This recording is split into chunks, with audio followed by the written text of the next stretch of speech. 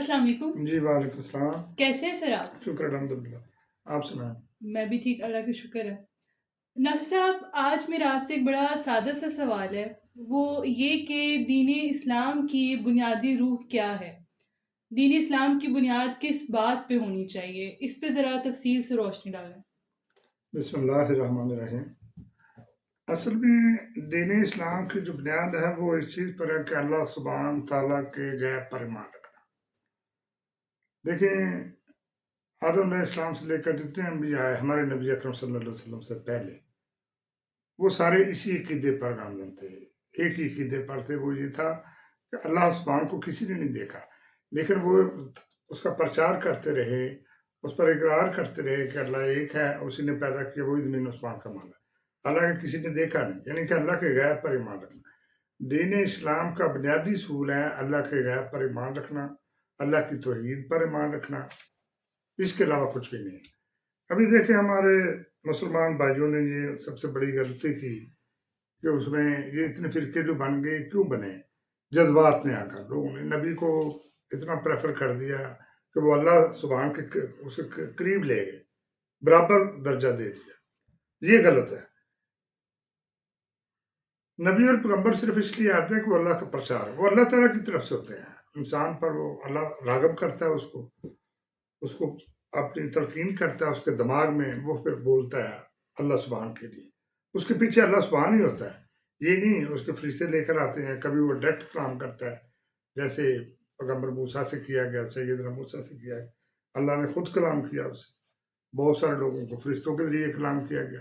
ہمارے نبی اکرم صلی اللہ علیہ وسلم سے بھی فرشتے کے ذریعے کلام کیا گیا جو الہام اترا. اور دوسرا عقیدہ یہ ہے کہ ہمیں یہ سمجھنا چاہیے کہ جو قرآن ہے یہ اللہ سبحان کی طرف سے ہے، اور یہ آسمانوں سے آیا. یہ کسی انسان کی لکھی ہوئی کتاب نہیں ہے. محمد نبی صلی اللہ علیہ وسلم کی یہ خود لکھی ہوئی نہیں ہے. حالانکہ لوگوں نے اس وقت بہت سارے الزامات لگائے کہ یہ خود لکھ لاتا ہے اور اس طرح سے. ایسا نہیں ہے. یہ آسمانی کلام ہے جو آسمان سے اترا، اللہ سبحان کی طرف سے آیا، ایک فرشتے کے ذریعے.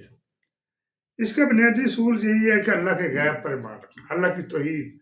اللہ کی توحید کے علاوہ اگر دین اسلام میں آپ کوئی بھی دوسری بات ایڈ کریں گے تو وہ کفر ہوگا، شرک ہوگا، اور سب سے بڑا کبیرہ گناہ ہوگا. دیکھیں، یہ کلام کو پہلی دفعہ نہیں آیا. یہ کلام سیدنا موسیٰ پر بھی آیا، سیدنا عیسیٰ پر بھی یہی کلام آیا. غلطی ان راہباؤں نے کی، ان ملاؤں نے کی جو اس کو کسی اور طرف لے گئے. اور وہی غلطی جو انہوں نے کی وہی ہمارے بہت سارے فرقے ہیں، بہت سارے لوگ ہیں ہمارے یہ مسلمان مدار، وہ کلمہ گو ہیں، کلمہ بھی پڑھتے ہیں، اقرار بھی کرتے ہیں مسلمان، لیکن در حقیقت وہ ان کی تعلیمات کسی اور طرف چلی گئی. دیکھیں، اللہ سبحان کے کسی انسان کو، کسی نبی کو، دیکھیں میں آپ کو یہ واضح بات کہتا ہوں، ہمارے نبی جو ہیں جن کا ہم کلمہ گو ہیں، ہم کلمہ پڑھتے ہیں، وہ ایک پیغمبر ہیں، سچے پیغمبر ہیں، اس کو کوئی سچے رسول ہیں، لیکن وہ ایک انسان بھی ہیں، ایک بشر بھی ہیں. یہ نہیں ہے کہ آپ ان کو کوئی اور مخلوق تصور کر لیں کہ جی پتہ نہیں یہ کوئی عام انسانوں سے علیحدہ ہو گئے. ایسا نہیں ہے. اگر آپ ایسا سوچیں گے آپ سمجھے کہ آپ کفر کی طرف چلے گئے. ابھی دیکھیں، یہ جو آپ کا یہ کہہ رہے ہیں کہ بریلوی ہیں، سنی ہیں، پاکستان میں، ہندوستان میں کتنے فرقے ہیں؟ زیادہ تر تو یہی ہے نا. جی.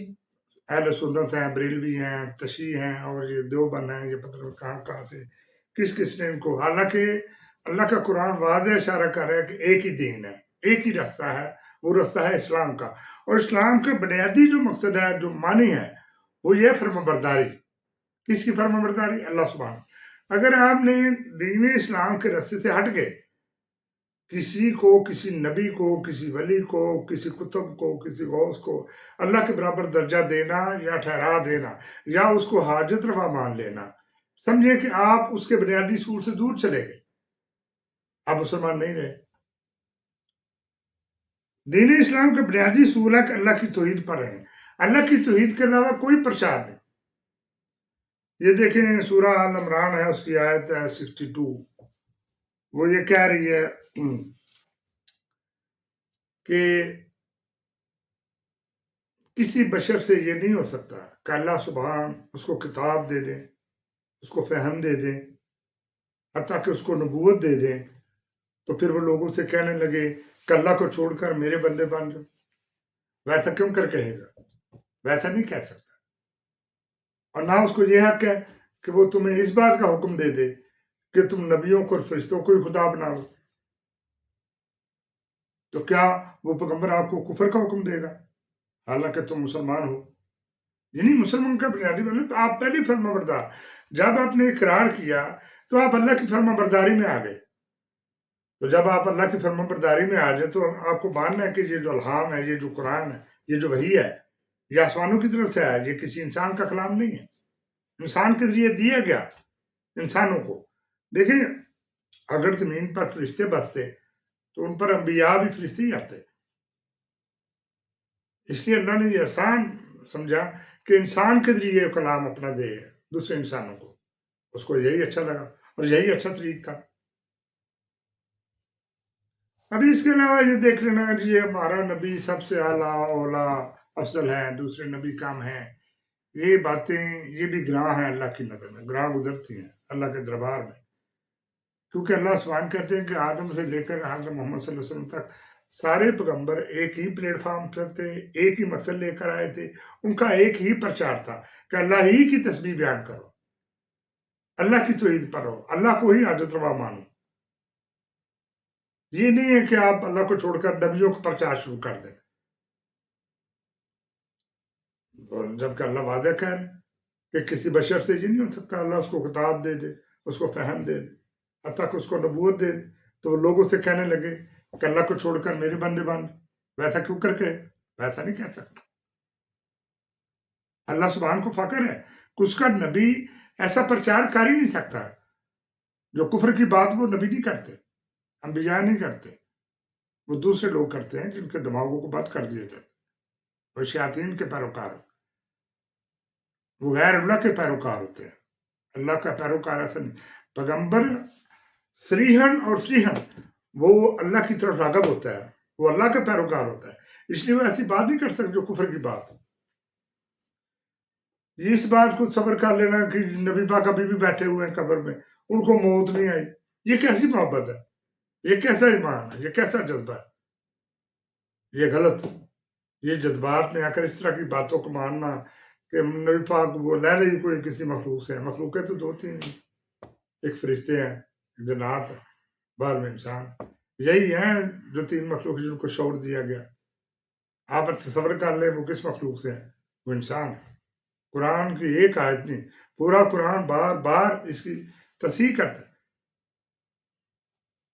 اس کی ایک ہی بات کی تلقین ہے کہ محمد صلی اللہ علیہ وسلم بشر ہے، پیغمبر ضرور ہے، سچے نبی اور سچے رسول ہے، خاتم النبیین ہے، مگر وہ ایک انسان ہے.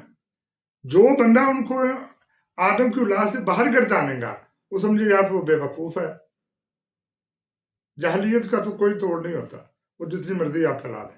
یہ جو ہمارے وہ بریلی صاحب کیا نام تھا ان کا، وہ جنہوں نے یہ فرقہ بنایا بریلوی، وہ کسی بریلی شہر کے رہنے والے تھے ہندوستان کے. تو انہوں نے کیا کیا کہ وہ دین اسلام کو دوسری طرف لے گئے. ناطے نانے سونے ہیں، فلانے ہیں، ٹپکانے ہیں. یہ نہیں ہے. پیغمبر صرف اس لیے آتے ہیں کہ وہ اللہ کا پرچار کرے اور پھر مر کر اس دنیا سے چلے جاتے ہیں. جو یہ بندہ سمجھ لے کہ پیغمبر کو موت نہیں آئی، اگر موت وہ پردہ کر گئے. اکثر میں نے لوگوں کو دیکھا جی وہ پردہ پوش پردہ کر گئے. پردہ کیا سیدھا کہیں وہ مر گیا؟ کیا اس میں کوئی آپ کو کوئی کسر لگ جائے گی یہ بات کرنے؟ زندہ کون ہے؟ زندہ صرف اللہ سبحان کی ذات رہے گی. وہ شروع سے تھا، وہ آخر تک رہے گا. باقی ہر چیز کو موت ہے. انسانوں کو ایک ایک کر کے مارا جائے گا، حتیٰ کہ ایک دن ایسا آئے گا کہ اللہ سبحان اپنے ملائک سے کہے گا کہ ساری مخلوقوں کو ختم کر دو. اور اللہ تعالیٰ اپنے دربار میں بیٹھا ہوگا اور آواز لگائے گا کہ کوئی ہے اللہ سبحان کے علاوہ کوئی مخلوق کوئی شے ہے تو مجھے آواز دو. کوئی آواز نہیں ہے. اور ہزاروں سال تو لاکھوں سال تک اللہ سبحان ایسے ہی بیٹھا رہے. پھر اس کو رحم آئے گا، یعنی اس کا موڈ ٹھیک ہو جائے. غصے والا اگر دیکھیں نا، وہ رحیم ہے اور کریم ہے. ہم یہ اقرار کرتے ہیں روز اور دعائیں مانگتے ہیں اسے، یا اللہ رحم فرما. لیکن وہ غصے والا بھی بہت ہے. جب اس کا غصہ ٹھنڈا ہوگا پھر وہ ملائک کو پیدا کرے گا، پھر اسی طرح اس دن کو بنائے گا، وہ یوم حشر ہوگا، دوبارہ مردوں کو زندہ کیا جائے گا جو مر چکے ہیں، ان کو اجر دیا جائے گا، ایسے لوگوں کو جنہوں نے اچھا کام کیا وہ اللہ کی راہ پر رہے، ان کے لیے اجر عظیم ہے اللہ سبحانہ کے دربار، اور اس دن کا مالک اللہ سبحانہ خود ہوگا، کوئی آرا گہرا کوئی اس طرح سے کوئی وہ اس کا وہ دربار نہیں لگا سکتا، نہ اس کو اختیار ہے، نہ کسی نبی کو، نہ کسی نیک کو، کسی کو بھی نہیں، ہاں وہ نبیوں کی اولاد میں سے ہو، آج کل ہم نے دیکھا جی وہ فلانا جائے گا جی جنرل جوانوں کا سردار ہوگا، فلانا جائے گا وہ فلانے کا سردار ہو، یہ وہ بندربان تھوڑی ہے، اللہ کے دربار میں ایسے بندربان نہیں ہوتی، اس دن کا فیصلہ اللہ سبحانہ کی ذات خود کرے گی، کون نیک ہے کون بد ہے، نیکوں کو اجر عظیم ہوگا اور بروں کے لیے دوزخ جہنم لالا ٹھکانا اللہ نے بنا۔ تو بنیادی اصول تو یہی ہے کہ اللہ کی توحید پر رہیں، اللہ سبحانہ کی ذات کو ہر جگہ مانیں، جب آپ مانگے تو صرف اللہ سبحانہ سے، وہی اختیار رکھتا ہے، نبیوں کو کوئی اختیار نہیں، نبی تو آئے پرچار کرنے کے لیے، پیغام دینے کے لیے، وہ تو پیغمبر لوگ تھے، وہ پیغام دے کر وہ مر کر اس دنیا سے جا چکے، ان کو قیامت کے دن زندہ کیا جائے، وہ نہ کسی کا سوار سکتے ہیں نہ وہ کسی کا بگاڑ سکتے ہیں۔ آپ سورہ جن پڑھ لیں، آپ سورہ نام پڑھ لیں، سورہ جن کی آیت کیا رہی آپ نے پڑھا نہیں اس میں، وہ کہہ رہی ہے کہ میں آپ لوگوں کے کسی طرح نفع و نقصان کا کوئی اختیار نہیں رکھتا، میں تو صرف اپنے پروردگار کی عبادت کرتا ہوں اور کسی کو بھی اپنے اللہ کا شریک نہیں کرتا، اور آگے یہ کہا گیا کہ آپ کہہ دیجئے کہ اگر خدا نخواستہ میں نے ایسا کیا تو مجھے اللہ کے غضب سے کون بچائے گا، اور نہ میں کہیں اللہ کے سوا بھاگ کر کوئی پناہ کی جگہ پا سکتا ہوں، کائنات میں تو ہر طرف اللہ ہی اللہ ہے۔ نبیوں نے یہ نہیں کہا، کیا نبی نے ہمارے نبی پاک صلی اللہ علیہ وسلم نے کیا سورہ جن یہ نہیں کہہ رہے، وہ کیا کہہ رہے، میرا کام تو صرف یہی ہے اللہ کے حکموں کو پہنچانا، اسے پیغاموں کا ادا کرنا، اور کیا کام ہوتا ہے نبیوں کا، اور کوئی کام نہیں ہوتا، تو سورہ نام میں بھی ہے کہ ہم پیغمبروں کو، نبیوں کو، رسولوں کو صرف اس لیے بھیجا کرتے ہیں کہ وہ لوگوں کو ڈرائیں اللہ کے غضب سے اور خوشخبری دیں اللہ کی طرف سے۔ تو یہ ہوتا ہے اصل میں دین اسلام سے اس لیے ہٹ کے دیکھیں جہاں سے دین اسلام شروع ہوا سعودیہ سے، مکہ سے، اگر آپ وہاں تھوڑی دیر کے لیے جائیں آپ کو ان کا طریقہ کار اور ہے، وہ توحید پر ہے، نامزن ہے، یہی ان کی کامیابی کرا۔ یہاں ہندوستان پاکستان میں تو ایسے فرقے بنا دیے جو پتہ نہیں کون لوگ ہیں، کہاں سے یہ بناوٹ کر دی، پتہ کس نے ان کو سمجھایا دیا، وہ مر گئے بیچارے جو انہوں نے فرقے بنائے، میں تو ان کے لیے دعا کر سکتا ہوں اللہ ان کی مغفرت کرے، پر انہوں نے کیا کفر، اللہ کے دین کے ساتھ کفر کیا، اور ایسی ایسی احادیث لے کر آئے جو بالکل من گڑت اور بے بنیاد ہیں، جن کا دین اسلام سے کوئی قطن تعلق نہیں۔ لیکن دین اسلام کہہ رہا آپ مشرق کو جائیں، حدیث کہہ رہی ہے آپ مغرب کو جائیں، تو کس طرح وہ ٹیلی کریں گے، مماثلت کیسے ہوگی، وہ مطابقت نہیں بنتی۔ اس لیے ایسی احادیث کو بیان نہ کریں جو قرآن کے الٹ ہو، جو قرآن کی تعلیمات کے مخالف ہو، خلاف ہو۔ ابھی دیکھیں قرآن واضح کہہ رہا ہے کہ کائنات میں جتنی بھی مخلوقیں ہیں، زمین سے لے کر آسمانوں تک جتنی مخلوقیں ہیں ان میں سے کوئی بھی غیب کی بات کو نہیں جانتی، ما سوائے اللہ سبحانہ، اور نہ یہ جانتا ہے کہ ان کو دوبارہ کب زندہ کیا جائے، یعنی قیامت کب آئے گی اور ان کو دوبارہ کب زندہ کیا جائے، یہ بھی کوئی نہیں جانتا اللہ کے سوا۔ تو پھر ایسی حدیثیں لے آنا جی او فلانے نے پوچھا یا رسول اللہ وہ قیامت کب آئے گا، انہوں نے ایسے اپنی طرف سے باتیں، لکھنے والوں بھی شرم نہیں کی، ان کو بھی حیا نہیں آئی کہ ہم قرآن کو تو پڑھ لیں۔ جو حدیثوں کے محدثین تھے انہوں نے ایسی ایسی حدیثیں لکھی جو بالکل قرآن کے خلاف ہے، وہ جو دین اسلام کا توحید پر مبنی وہ سیٹ اپ ہے اس کو ہی خراب کرتی ہیں۔ پیغمبروں کے آدم علیہ السلام سے لے کر تمام انبیاء کا آنے کا صرف اور صرف ایک مقصد تھا کہ اللہ کی توحید پر ہو، اللہ ہی کی عبادت کرو، یہ حکم دو کہ میں غالب ہوں، میں نے پیدا کیا زمین و آسمان کو، میں ہی ماروں گا، میں ہی اجر عظیم دوں گا، یہ پرچار کیا پیغمبروں نے۔ اس کے علاوہ کسی پیغمبر میں جرت نہیں ہے کہ وہ یہ کہہ رہے کہ تم میرے مرنے کے بعد مجھے خدا بنا لیں، نبیوں کا یہ پرچار نہیں ہوتا، نہ انہوں نے یہ کوئی تلقین کی تھی لوگوں کو، یہ ان کا اپنا ایک طرز زندگی جو انہوں نے بنایا اور کفر کی طرف چلے گئے۔ انبیاء تو سر سے رو کر دعا کرتے تھے، عبادت کرتے تھے، رو کیوں روتے تھے، اسی اللہ کی یاد میں، اللہ کے خوف سے۔ ہم لوگوں کو پتہ نہیں کون سی تسلی ہے. پھر ہم نے ایسے ہی اپنی طرف سے بنا لیا وہ فلانے کو فلانا بخشا لے گا، فلانے کو فلانا بخشا لے گا. آپ سورہ مومن پڑھے وہ کیا کہہ رہی کہ جو دنیا میں ہم نے جن کو امام مانا ہوا ہے، جن کو اپنا ہم نے وہ مانا ہوا ہے، کیا کہتے ہیں وہ آقا ہیں، وہ سید ہیں، پتہ نہیں کیا کیا. تو اللہ سبحانہ کی ذات کہہ رہی ہے کہ وہ جو اول درجے کے لوگ ہوں، اعلیٰ درجے کے لوگ ہوں، وہ ادنا درجے کے لوگوں سے لوگ ان سے کہیں گے کہ ہم آپ کو پیر مانتے تھے، اپنا امام مانتے تھے، آج آگ کا ایک جز تھوڑی دیر کے لیے ہم سے دور کر دو، ہم تو اسے التجا کرتے ہیں، درخواست کرتے ہیں. تو وہ کہے گا نہیں ہم سب دوزخ میں، اللہ سبحانہ اس کا فیصلہ کر چکا، ہم بھی اور تم سب بھی، ہم دوزخ کے اندر ہیں، جہنم کے اندر ڈال دیے گئے ہیں، یہ اللہ نے فیصلہ کر دیا.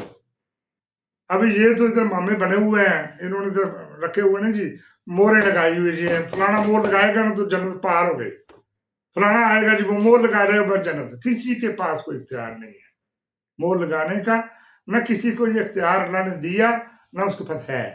یہ نہیں کہ ہمارے نبی کی جو ہے وہ آنے والے ان کے پاس نہیں، پہلے نبیوں کے پاس، ان کی اولاد کے پاس بھی نہیں ہوتا تھا. کسی کو یہ شروع سے آدم علیہ السلام سے لے کر تمام نبیوں کو حضرت محمد صلی اللہ علیہ وسلم تک کسی کو یہ اختیار دیا ہی نہیں گیا. یہ اختیار کس کا ہے؟ اللہ سبحان کا بذات خود.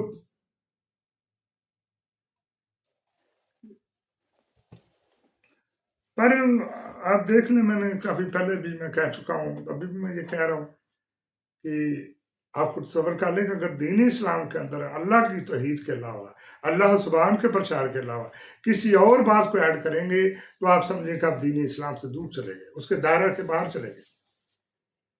اس سے زیادہ میں کیا کہہ سکتا ہوں.